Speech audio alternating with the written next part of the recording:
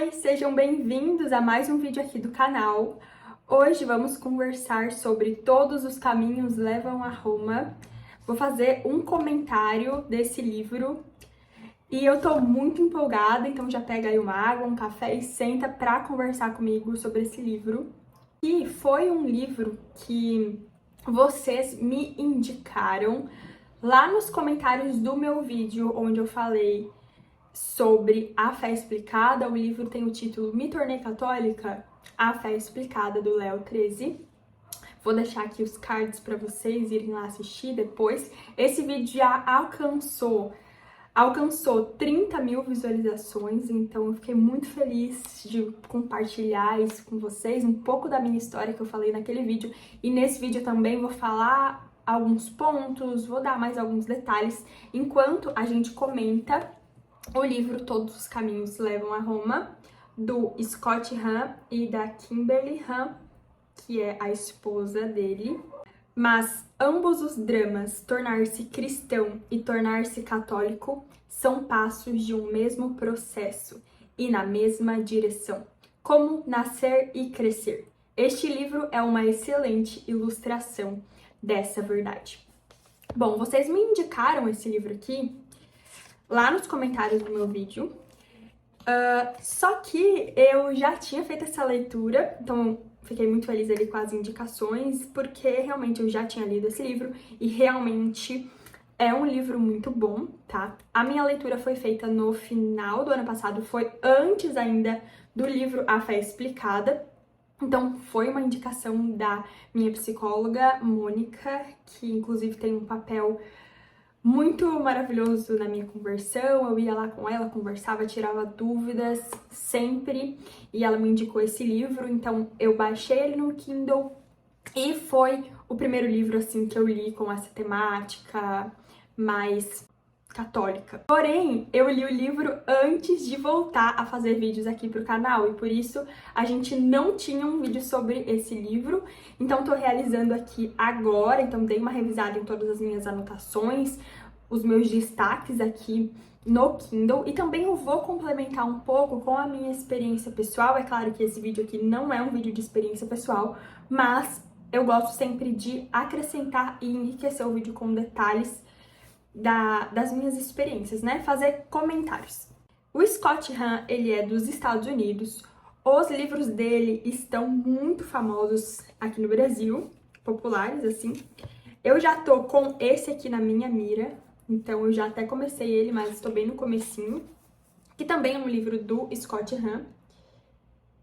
E, inclusive, é recomendado ler como uma continuação de Todos os Caminhos Levam a Roma. Então, se você ainda não leu esses livros, comece por Todos os Caminhos Levam a Roma e depois leia O Banquete do Cordeiro.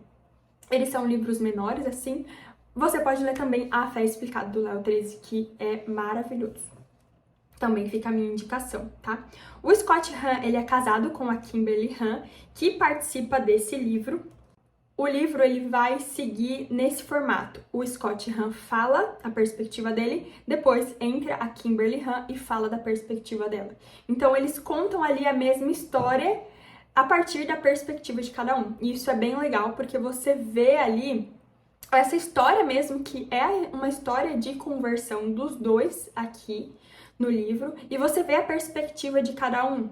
Então, o que cada um pensava das situações que iam evoluindo aí do cristianismo para o catolicismo. O Scott Hahn, então, ele já era cristão e ele é um estudioso da Bíblia, já leu a Bíblia, por exemplo, na linguagem original, e estudioso de teologia. Ele foi pastor protestante por 10 anos. E ele se converteu na Páscoa de 1983.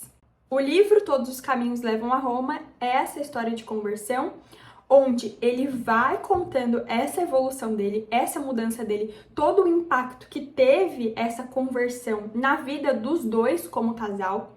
E eu também vou falar aqui para vocês qual foi essa virada de chave para que eles começassem esses estudos e tudo mais. Então, vou fazer aqui um panorama geral. É claro que eu não vou contar tudo sobre o livro, recomendo que você leia o livro para você pegar aí a história deles, para você ver também o embasamento que ele dá para todos os argumentos dele, ele coloca os versículos. Então, seja você um católico, seja você um protestante, seja você um cristão não praticante, leia o livro para você refutar ou para você concordar, tá bom? Mas você não tem o direito de não ler o livro e vir aqui reclamar nos comentários, tá? Então, leia o livro. Ele se converteu na Páscoa de 1986. Aqui eu já quero fazer também esse link com a minha própria história de conversão, porque, bom, eu já vinha entrando em contato, lendo esse livro. Quando eu li esse livro, especificamente Todos os Caminhos Levam a Roma, eu decidi fazer esse vídeo também porque ele teve um papel muito importante na minha conversão, junto com vários outros fatores, claro, mas eu fiz a leitura desse livro, foi a primeira leitura, foi antes ainda do livro A Fé Explicada, então ele me chamou, né, ele me convocou também para fazer várias mudanças na minha vida. Depois que eu li esse livro, eu fui conversar com o padre aqui na paróquia do meu bairro, e para ver como que eu poderia avançar nessas mudanças. Eu levei mais esses assuntos também para terapia, porque a Mônica, minha psicóloga, ela é católica praticante e ela me ajudou também em vários pontos, assim. É claro que ela sempre foi imparcial, mas eu pedia para ela me contar todas as coisas, o que fazer, como me converter, porque esse anseio por fazer ali o que é certo e esse anseio por respeitar ali esses pontos que eu falo que é a tradição católica e que é muito rico e que antes, sendo cristã, mas sendo protestante, eu não respeitava, porque não me era posto como algo que era relevante, sabe? Não me era posto, por exemplo, o matrimônio como um sacramento. O matrimônio, o casamento como algo que é impossível para o ser humano, e Deus estabelece ele como sacramento para que ele nos dê essa graça de viver como um casal, como um só. Então, muito pela graça de Deus. Eu vi isso, inclusive, aqui, o Scott Hahn, ele cita que ele ouviu uma pessoa falando sobre isso, que o casamento é impossível para o ser humano e por isso que Jesus estabeleceu como um sacramento, o sacramento do matrimônio. Então, começou a aparecer no meu coração essa vontade de cumprir isso. E vinha há um tempo, então, lendo, perguntando, indo lá na paróquia e tal, mas definitivamente foi na Páscoa que virou, na Páscoa desse ano de 2024, que virou justamente essa chave aqui na minha casa. Que eu convidei também o Daniel para ir na missa, que a gente começou a frequentar a catequese para receber os nossos sacramentos, sabe? E foi mesmo na Páscoa que eu comecei a, de fato, ser mais praticante, a ir sempre na missa, a buscar ainda mais a Deus. Enfim, foi uma experiência incrível. A Páscoa, a Quaresma que eu vivi, que foram as minhas primeiras, assim, dentro da Igreja Católica nesse ano. Então, eu achei muito interessante porque a minha história de conversão tem vários links, assim, com o que o Scott Hahn conta aqui. Ele fala pra gente que ele é um detetive enérgico, disposto a seguir a escritura onde quer que ela me levasse. Ele sempre foi um estudioso da Bíblia e a gente vai ver ao longo do livro que ele tá sempre estudando, que ele tem grupos de estudo, que ele é um pastor ali dedicado, então ele tem bacharel em teologia, bacharel em filosofia e em economia. Então ele é um estudioso, ele é um detetive enérgico, disposto a seguir a escritura onde quer que ela me levasse. E como que começou, assim, essa história de conversão pra ele? Enfim, eles eram um casal ali, ele um pastor, já há vários anos, e a esposa dele, a Kimberly, se matriculou no seminário de ética cristã. E o tema que ela escolheu, sempre tinham grupos que pegavam temas para discutir, para pesquisar nesse seminário de ética cristã. E a Kimberly escolheu o tema de contracepção, porque ela já era estudiosa em relação ao aborto, ela sabia que o aborto era algo que desagradava a Deus, ela sabia que o aborto, de fato, não deveria ser legalizado, enfim, né? Ela era contra o aborto, contra a legalização do aborto, e ela estudava sobre isso, e ela falava sobre isso dentro da igreja deles, ali, protestante. E sempre ela chegava nesse tema da contracepção, mas ela, né, não pesquisava muito. Então ela viu nesse seminário de ética cristã uma oportunidade muito boa para ela começar a estudar sobre contracepção. E ela se deparou com essa informação de que até 1930 todas as igrejas cristãs consideravam a contracepção algo errado em qualquer circunstância. E aí ela ficou com esse questionamento: por que, né, que isso mudou? Por que depois de 1930 isso mudou? Isso deu a ela uma curiosidade para pesquisar mais, e aí ela encontrou livros e tal, e o Scott Hahn, um amigo dele, falou assim: ó, vai lá, conversa com a Kimberly sobre a pesquisa que ela tá fazendo, porque realmente tá sendo muito legal, ela já chegou a conclusões bem legais. E aí ele foi lá conversar com a Kimberly e ela indicou um livro para ele. Bom, se você realmente quer saber mais sobre o tema, então pega aqui esse livro e lê. E o livro se chama Sexo e a Aliança Matrimonial, do John Kipley. Ele leu e ele percebeu, assim, que, bom, esse encontro entre marido e mulher, de fato, é uma aliança. E toda aliança necessita ali de uma renovação. Enfim, ele leu esse livro, viu esses argumentos do John Kipley e ele realmente pensou assim: nossa, esse cara aí tem razão. Mas, em um primeiro momento, assim, ele negou, sabe? Tipo, quando a gente lê assim: nossa, realmente tá certo isso daqui, mas eu vou dar uma ignoradinha. Negando ali a verdade que ele enxergou. Isso gera um sofrimento grande, assim, em nossas vidas, sabe? Quando a gente enxerga uma verdade e a gente decide mesmo ignorar. E aí ele concluiu assim: qualquer aliança tem um ato pelo qual se consuma e renova, e o ato sexual dos cônjuges é um ato de aliança. A conclusão dele foi que eles estavam fazendo algo profano quando eles iam ali para renovar essa aliança e não faziam isso de uma forma correta. Não faziam da forma como Deus definiu que deveria ser feito. Por quê? Porque eles estavam evitando ali a concepção. A minha questão era a seguinte: o nosso uso do controle de natalidade refletia o modo como Deus via as crianças ou o modo como o mundo as via? Ela pesquisou ali na Bíblia como Deus via as crianças e sempre estava ali como uma bênção, como um presente. O estudo sobre contracepção tinha me levado precisamente a isso, a meditar nas passagens da Escritura que apresentavam uma imagem diferente da que o mundo parecia proclamar. Então, a conclusão que ele chegou foi que eles estavam fazendo algo profano, algo que não agradava a Deus. Ele ficou impressionado, mas no primeiro momento ele negou, como eu falei pra vocês. E aí depois eles decidiram, então, largar os contraceptivos e a confiar em Deus. Essa parte eu também acho muito interessante, porque também tem um pouco a ver com a minha história, assim, porque essa parte da contracepção também sempre foi algo que eu pesquisei, sempre foi algo que eu busquei e sempre achei errado ali usar a pílula, por exemplo, porque fazia muito mal para a mulher, e depois eu li também um livro que se chama Abortos Ocultos, vou colocar aqui para vocês, que foi um livro também que eu li e que traz ali uma verdade, que a gente acaba, nossa, o mundo está falando algo diferente, sabe? E esse é um assunto muito delicado. E assim, poucas pessoas têm coragem de tocar nesse assunto, porque é um assunto delicado, é um assunto até um pouco polêmico.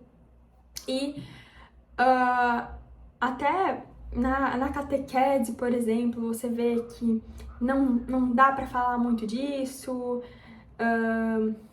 Enfim, os padres às vezes, né, deixam isso de uma forma mais leve, não querem ser tão incisivos nesse ponto, mas os contraceptivos, eles têm sim esse potencial abortivo. O padre Paulo Ricardo é um padre que ele tem a coragem de falar, e eu já vi aulas dele explicando sobre isso também. Só que poxa, o mundo fala algo totalmente ao contrário, né? Foi exatamente esse questionamento que a Kimberly teve.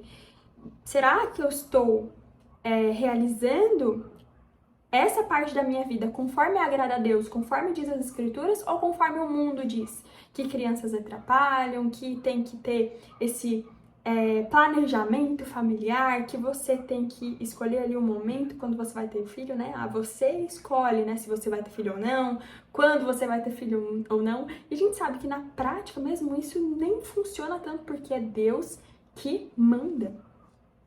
É Deus que decide, sabe?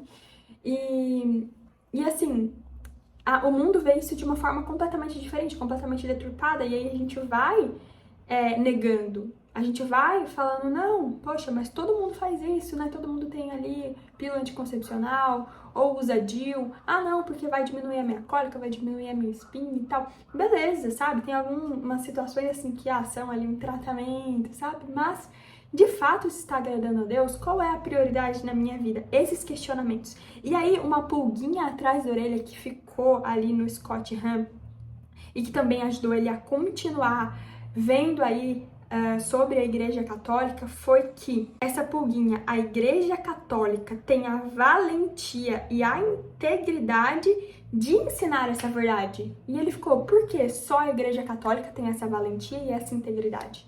As igrejas protestantes, elas já aceitaram aí o modo como o mundo vê isso e pronto. E ele começou a investigar, continuou ali nos estudos dele, grupo de estudos com outros pastores.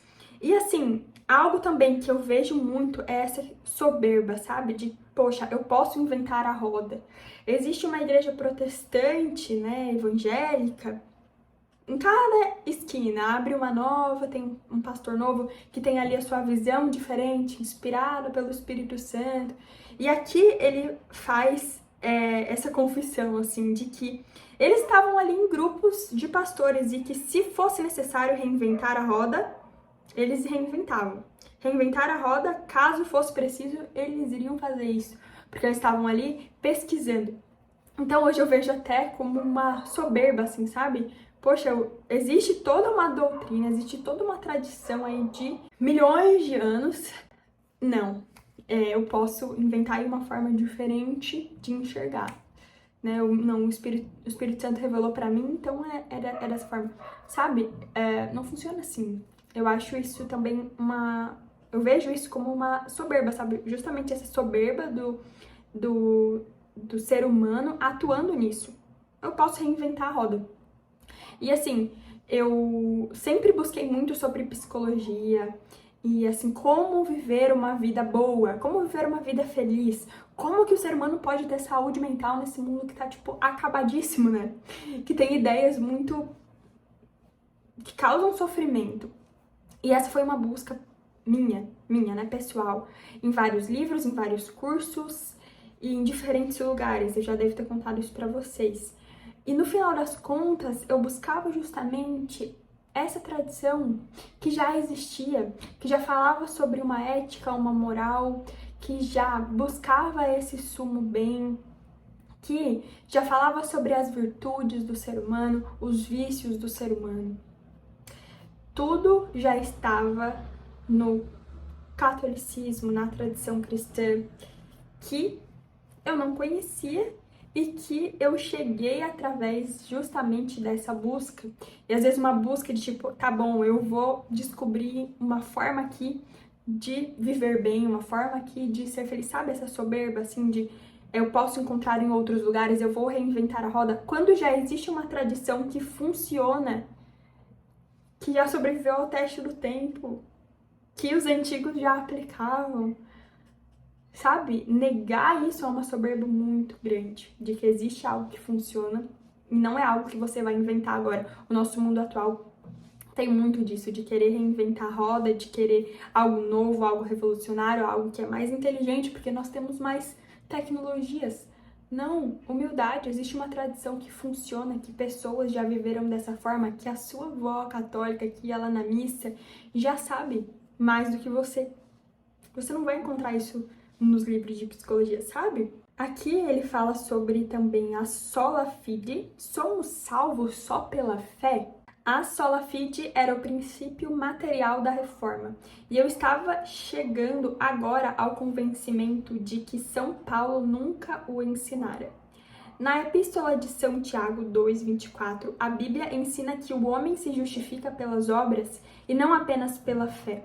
Além disso, São Paulo diz em em 1 Coríntios 13,2, ainda que tenha uma fé capaz de mover montanhas, se não tiver caridade, nada sou.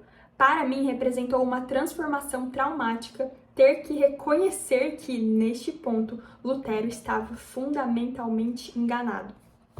O Scott Hahn, ao longo do livro, na história dele, ele vai contar muito, e a gente vai enxergar muito, essa dificuldade, sabe? Essa resistência de, poxa, eu sou aqui protestante, eu sou um pastor protestante, então imagina a dificuldade que é ele reconhecer a verdade.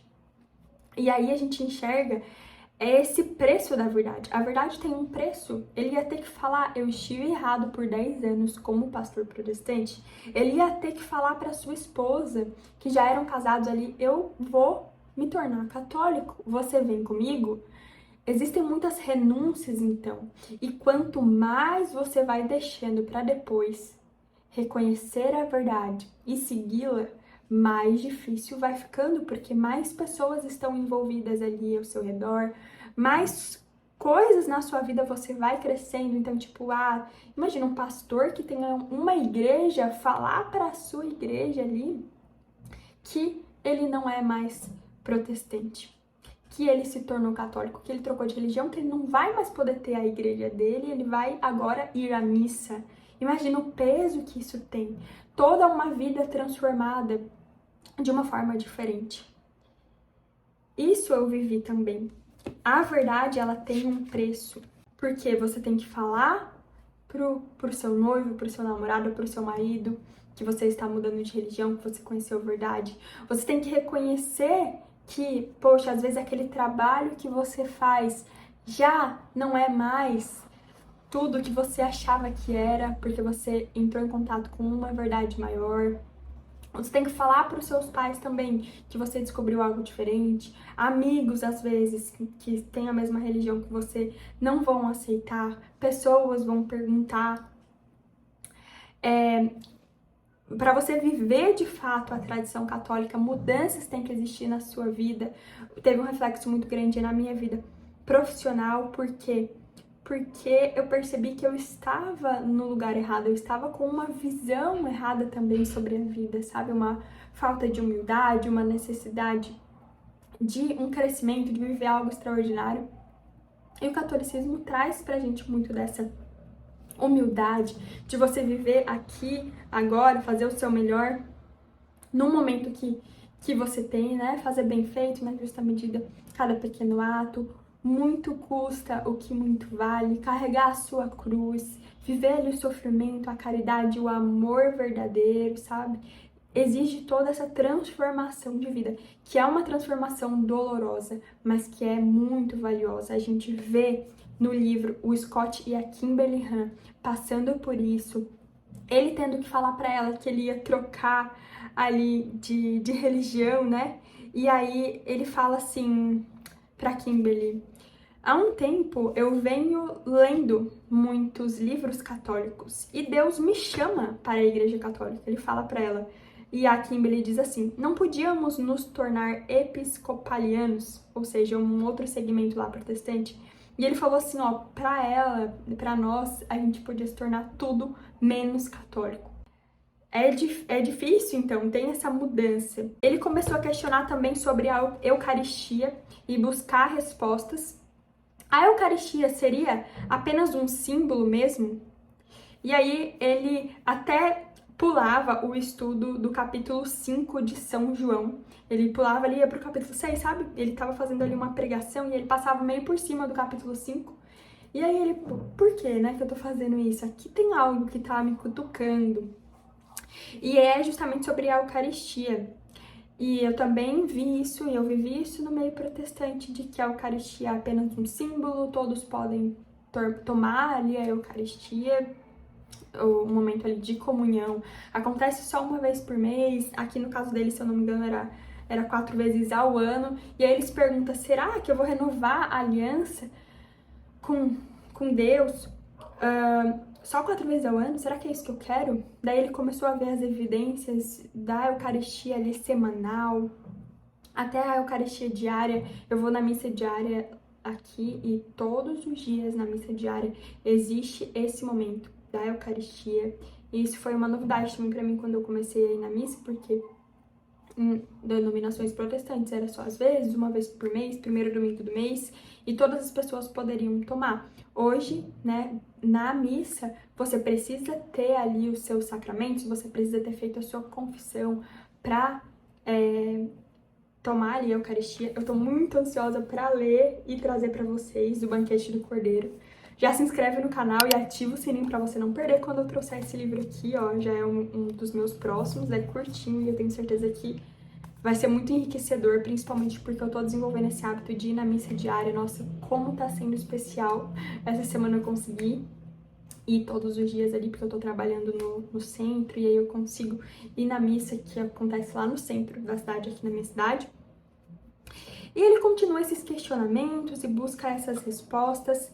Deixa eu ler aqui a página 63. Comecei imediatamente a questionar o que os meus professores tinham me ensinado e o que eu próprio pregava à minha congregação sobre a Eucaristia como um mero símbolo. Um símbolo profundo, certamente, mas apenas um símbolo. E aí, ele até coloca aqui pra gente, quando ele chegou no capítulo 6, que é a parte ali, perdão, eu acho que eu falei 5, né, anteriormente, mas é aqui o capítulo, João 6, tá? João 6, 52 a 68. Discutiam então os judeus uns com os outros, dizendo, como pode ele dar-nos a comer a sua carne? Disse-lhe Jesus, em verdade vos digo, se não comerdes a carne do Filho do Homem e não beberdes o seu sangue, não tereis a vida em vós. Quem come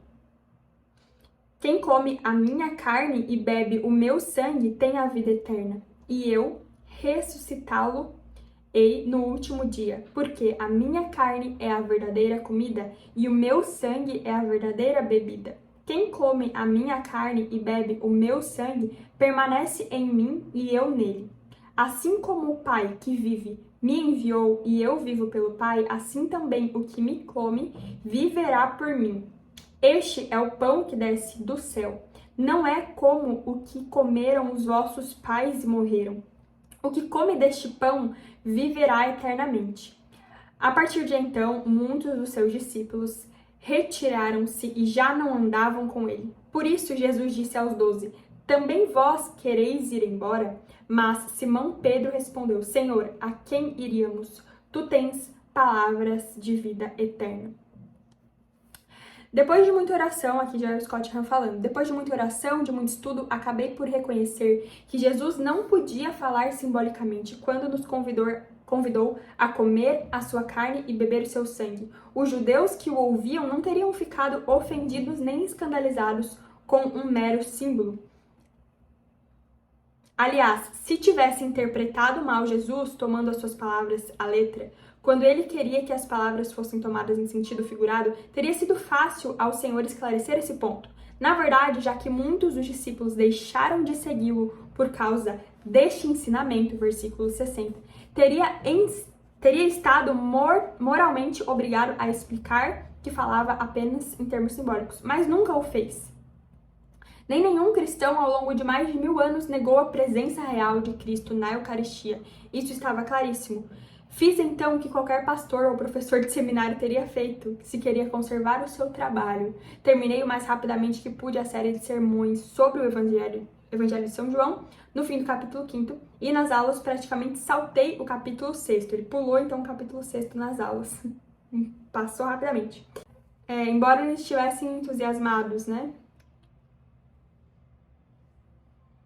Não correspondia ao presbiterianismo tradicional e histórico, mas não lhes podia dizer que o que estavam ouvindo e que acolhiam com tanto entusiasmo refletia aspectos da escritura que, de algum modo, a Igreja Católica tinha descoberto e exposto há muito tempo.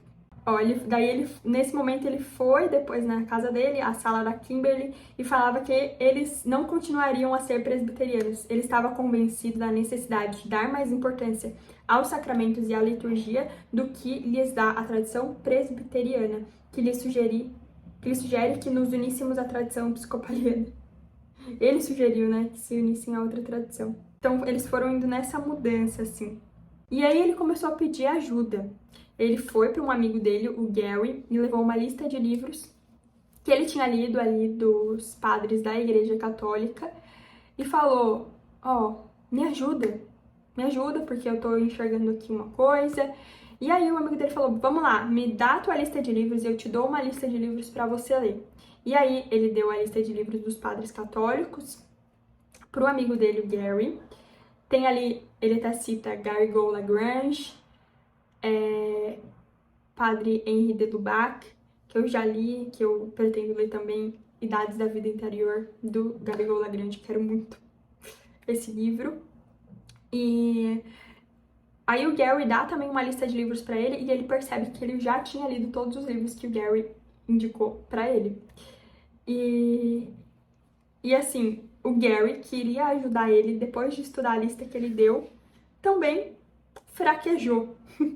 Ele começou a estudar os primeiros padres da igreja e aí ele também se converteu ao catolicismo. Então, ele teve essa experiência com o terço. Quando ele começou a rezar o terço, as coisas foram se resolvendo. Todo aquele conflito ali foi se resolvendo de uma certa forma, né? Tudo foi se resolvendo. E eu também tenho essa experiência, sabe? Mesmo sem conhecer, mesmo sem ser católica, né? E a minha igreja não reconhecia Maria. Eu fazia ali orações. Eu comecei com uma oração da Ave Maria no chuveiro, né? E aí comecei a rezar o terço e as coisas começaram a se organizar. 3 meses mais tarde, me dei conta de que desde o dia em que tinha começado a rezar o terço, aquela situação aparentemente impossível se tinha alterado completamente. A minha petição tinha sido ouvida. E eu quero ler aqui com vocês a visão dele sobre Maria. Um amigo dele ligou para ele e falou assim: quer dizer que você já adora Maria, não é, Scott? E ele falou: escute, Cris, você sabe muito bem que os católicos não adoram Maria, simplesmente a veneram. E qual é a diferença, Scott? Nenhuma das duas coisas tem base bíblica. Aí ele falou assim, ele pensou: não sabia o que dizer. De terço na mão, invoquei Maria para que me ajudasse. Revigorado, respondi: olhe, que pode ter uma surpresa. Ah, é? Por quê? Comecei a dizer a primeira coisa que me veio à cabeça. Realmente é muito simples, Cris. Simplesmente recorda 2 princípios bíblicos básicos. Primeiro, você sabe que, como homem, Jesus Cristo cumpriu à perfeição a lei de Deus, incluindo o mandamento de honrar pai e mãe. A palavra hebraica para honrar, kabodá, significa literalmente glorificar.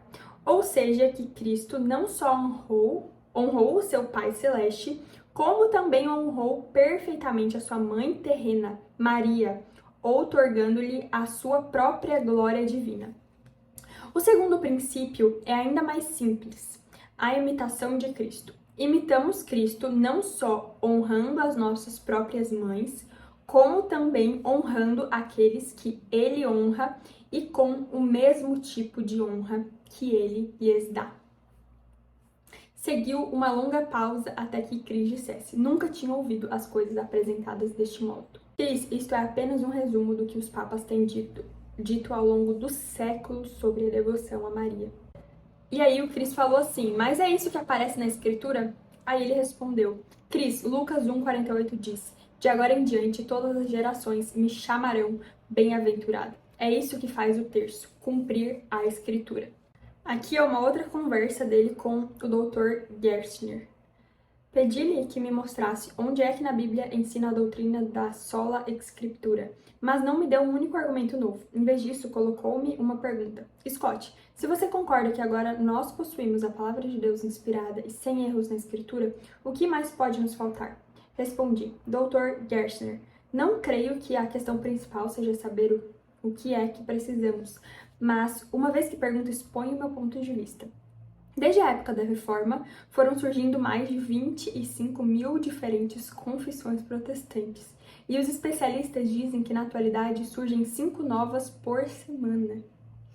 Cada uma delas afirma seguir o Espírito Santo e o sentido autêntico da Escritura. Deus sabe que devemos precisar de algo mais. O que eu quero dizer, Dr. Gerstner, é que quando os fundadores da nossa nação nos deram a Constituição, não se contentaram apenas com isso. Imaginem o que teríamos hoje se a única coisa que nos tivessem dado fosse um documento, por muito bom que fosse, junto com a recomendação que o espírito de George Washington guie cada cidadão. Teríamos a anarquia, que é precisamente o que temos nós protestantes, no que se refere à unidade da igreja. Em vez disso, os nossos pais fundadores deram-nos algo mais do que a Constituição. Deram-nos um governo formado por um presidente, um congresso e um senado, todos eles necessários para aplicar e interpretar a Constituição. E se isso é necessário para governar um país como o nosso, o que é que será necessário para governar uma igreja que abarca o mundo inteiro? É por isso, Dr. Gerstner, que começo a acreditar que Cristo não nos deixou apenas com um livro e o seu Espírito. Aliás, o Evangelho não diz uma única palavra aos apóstolos a respeito de que deviam escrever. Além disso, só menos da metade deles escreveram livros que foram incluídos no Novo Testamento. O que Cristo disse realmente a Pedro foi: sobre esta pedra edificarei a minha igreja, e as portas do inferno não prevalecerão contra ela. Por isso, vejo mais lógico que Jesus nos tenha deixado, juntamente com a sua igreja, composta por um papa, bispos e concílios, tudo o que é necessário para administrar e interpretar a Escritura. Imagina, então, se um Estado se organiza, como Jesus não iria deixar uma ordem? Como Deus não iria deixar a sua igreja organizada, sabe? Porque a ordem é um princípio divino. E se até um Estado consegue se organizar ali, claro, de forma imperfeita, como que a sua igreja não estaria edificada sobre uma rocha, sobre uma ordem? Como que não teriam essas orientações assim, sabe? Seria só Dr. Gerstner, creio que a questão principal é que a Bíblia ensina sobre a palavra de Deus, já que nenhum lugar reduz a palavra de Deus apenas à Escritura. Pelo contrário, a Bíblia diz-nos em muitos lugares que a autorizada palavra de Deus deve buscar-se na igreja, na sua tradição. 2 Tessalonicenses 2, 15, 3, 6. Assim como na sua pregação e ensino. 1 Pedro 1, 25, 2 Pedro 1, 20, 21, Mateus 18, 17. Por isso, penso que a Bíblia apoia o princípio católico de solum verbum Dei, só a palavra de Deus, em vez do princípio protestante sola scriptura, só a Bíblia. E essa conversa é muito legal, sabe? Essa conversa continua. Aí o Dr. Gerstner falou, todos eles ensinaram coisas contrárias à Escritura, né? A tradição católica, os papas. E aí ele perguntou, contrárias a que interpretação da Escritura? Todos os historiadores da igreja estão de acordo em que recebemos o Novo Testamento do Concílio de Hipona para serem aprovadas pelo Papa. O Senhor não acha que do ano 30 ao 393 é demasiado tempo para estarmos sem Novo Testamento? Além disso, havia muitos outros livros que as pessoas pensavam que poderiam ser inspirados, como a Epístola de Barnabé. Havia também múltiplos livros do Novo Testamento. Enfim, a Bíblia, ela foi formada pelos católicos, né? Eu acho esse também um argumento muito válido. E depois dessa conversa, que tá ali na página 90, aqui no meu Kindle, ele chegou em casa de madrugada e contou os resultados para Kimberly, e ela ficou chocada porque ela esperava que ele tivesse resolvido esse problema. E aí ele colocou um prazo ali para se converter, Kimberly. Não será antes de 1990, prometo. E só me converterei se for absolutamente necessário, se não tiver outra saída em face dessas conclusões. E se eu não me engano, ele acabou se convertendo até antes, porque ela também se converteu e apoiou ele ali. Se eu não me engano, foi isso, né? Resgatando aqui na minha memória. E a partir daquela conversa com Gerstner, ele teve essa conclusão. Acho que devemos ter a Bíblia e a igreja, ou as duas ou nenhuma. E como eu tinha falado antes no vídeo, atender à verdade tem um preço. Eles tiveram ali problemas até entre eles dois, né? Scott e Kimberly no relacionamento por conta dessa mudança de religião. Eles estavam muito envolvidos na religião protestante deles. Eles começaram a deixar de confiar um no outro. O fundamento de confiança do casamento estava tremendamente abalado. É porque esse livro ele vai e volta, sabe? Porque o Scott fala e aí a Kimberly fala. Então ele vai e volta, traz a visão dele e traz a visão dela. Ir a Roma é voltar para casa. É inclusive um título aqui do capítulo 6. E para encerrar aqui, um versículo que está presente na minha vida há muito tempo e que ele finaliza ali o livro falando sobre esse versículo, então, tipo, me impactou porque, por exemplo, quem foi minha aluna de um curso que eu dei sobre mentalidade, lembra que eu falava muito desse versículo, eis que estou à porta e bato. E bom, esse versículo foi muito presente para minha vida. Eu gostava até de uma música que falava sobre esse versículo. Gosto, né? Gosto muito. E aí eu até coloquei aqui nas minhas notas. Uau, que versículo, ele está comigo há tempos. É esse destaque aqui da página 203. Regressem à casa na igreja fundada por Cristo. A ceia está preparada e o Salvador chama. Eis aqui que estou à porta e bato. Se alguém ouvir a minha voz e me abrir a porta, entrarei na sua casa e cearei com ele e ele comigo. Apocalipse 3:20. Essa parte da ceia teve um impacto maior agora que eu tô frequentando a missa diária, que eu tô buscando mais, sabe? Então é como se realmente tirasse uma venda dos meus olhos. E aí a gente tem aqui o banquete do Cordeiro, que ele fundamenta muito no Apocalipse. Por isso que, inclusive, eu tô bem animada para ler. Ó, sendo conhecedor profundo da Bíblia, em especial do Apocalipse, entendeu que a missa antecipava a festa de núpcias de Cristo com a igreja, a noiva do Cordeiro, que São João descreve no final do livro. Sentiu-se diante do trono do céu, onde Jesus é saudado para sempre como o Cordeiro de Deus. Vamos ao céu quando vamos à missa. A missa é o céu na terra. Enfim, tô muito animada, então já se inscreve no canal aí, deixe seu comentário se você gostou desse vídeo e não deixe de acompanhar os próximos, tá bom? Beijo, até o próximo vídeo.